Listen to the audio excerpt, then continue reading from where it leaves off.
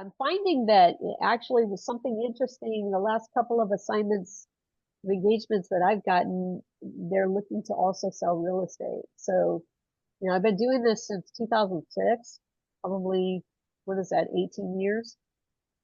And I think maybe 3 or 4 businesses that I've sold, actually, they own the property in that 18 years.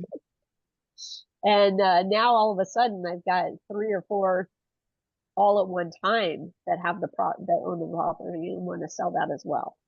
So that's an interesting challenge. Sorry. Do you Go ahead, handle those 2 separate transactions when you have property that comes with the business, or do you roll it into one like SBA package? So that's a great question. From an SBA standpoint, assuming it can qualify, it can be one loan for the buyer. However, in the state of California, it will be 2 escrows typically, one for the real estate and one for the business. And it will be 2 separate purchase agreements, because when you think about it, the conditions for closing on a piece of real estate are very different from your conditions for closing on a business. Your due diligence and all that is very different. Your reps and warranties, your seller reps and warranties are different on property than they are on a business.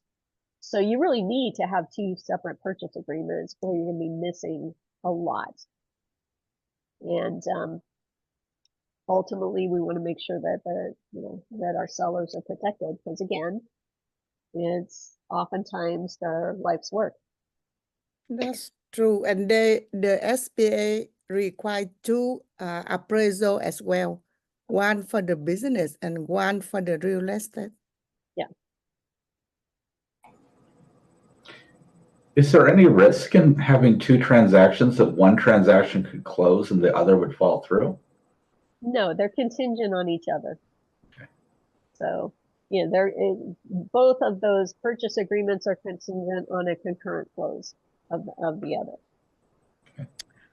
In my case, the SBA released the fund for the real estate first, and then they asked the escrow to hold for the business, because the business need a liquor license approved before they release the fund. Interesting. Yeah, I mean, I know that the lenders that I've been talking to on certain transactions, if they can fall within that 7A, the SBA 7A maximum of $5 million loan, then they'll do the real estate and the business loan all as one loan under the 7A program, as long as the business and the real estate,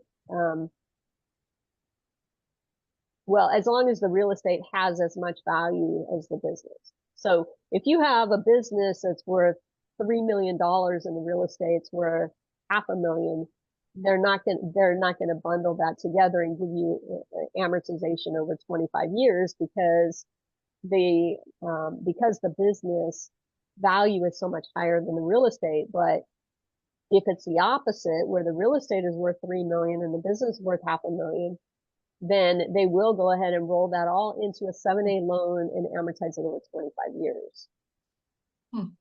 So, your loan payments on your business are a lot less when it's done under one loan that way, combined, because you're amortizing 25 years instead of 10 years. So when you have a property with business, do you ask a commercial real estate agent to appraise that, give you a value for that? Do you ask the owner for if they haven't gotten an appraisal? How do you do? So typically, within eXp Commercial, we have access to Moody's Analytics, and I have friends who have access to CoStar, other commercial agents that I'm friends with, and so we'll go ahead and figure out what the lease comps would be and what the sale comps would be, and figure out value from there. I mean, it's actually much easier typically to do property comps than it is to do business comps. Oh, yes. Business, you're never you know, you're not comparing apples to apples. But with real property, because all property transfers have to be recorded, you know, there's a lot more data available. And so you can usually find those comps and come up with values pretty well. But So, even we have a comp available when the SBA lender give us a loan, they redo on their Oh, yeah. own. They don't take our Mm. appraisal. no, they're going to have an appraisal. Yeah, yeah. they have their own. Right. So, and that's fine, you know. And that's something that sometimes, if you have a good relationship with an SBA lender, one of the things you can do is, you know, you can find comps, you can figure out what you think the value is, and then you can call your lender up and say, hey, look at, you know, can you have your appraiser run some quick comps on this and tell me, you know, here's the value I came up with. Can you tell me if your appraiser can, you know, would come up with that number, can meet that number? Good. Because sometimes we all know sellers want more sometimes than what we come up with in terms of value.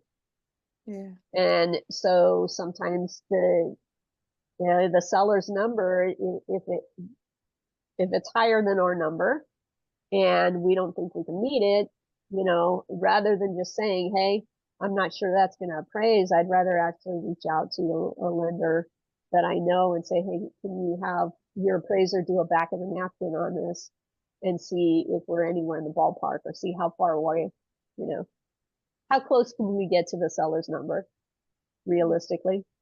Because then that's another conversation we have to go back to the seller with, right? Yeah. But a stronger conversation when you're coming back saying, hey, I went to the lender went to his appraiser, these are the numbers they're telling me. Because then it's not just you saying it, Yeah.